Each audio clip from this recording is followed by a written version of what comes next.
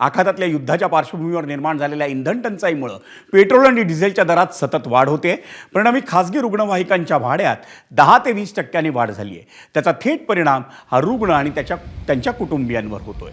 अचानक आजार, अपघात किंवा गंभीर परिस्थितीत रुग्णालयात पोहोचण्यासाठी आवश्यक असलेली रुग्णवाहिका आता परवडण्याची झाली आहे।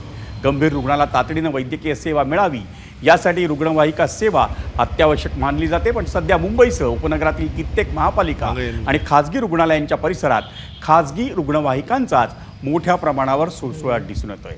सरकारी योजनेत 108 क्रमांकावर मिळणारी रुग्णवाहिका सेवा ही उपलब्ध असली तरी त्या रुग्णवाहिकांची संख्या ही मर्यादित असल्यानं अनेक रुग्ण आणि त्यांच्या नातेवाईकांना खासगी रुग्णवाहिकांवर अवलंबून राहावं लागतंय।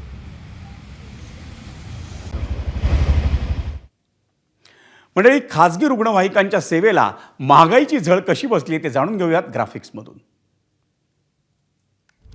आपण पाहतोय इंधन दरवाढ, देखभाल खर्च, टोल, चालकांचं मानधन आणि सुट्ट्या भागांच्या वाढत्या किमतींमुळे रुग्णवाहिका सेवा महागलेली आहे।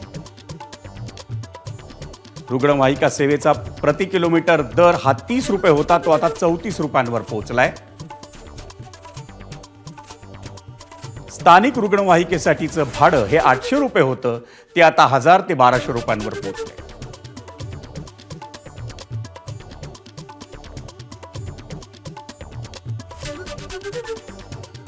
कार्डियाक रुग्णवाहिकांच्या दरातही वाढ झाली आहे। प्रति किलोमीटर 40 रुपयाचा दर आता 48 रुपयांवर जाऊन पोहोचलाय।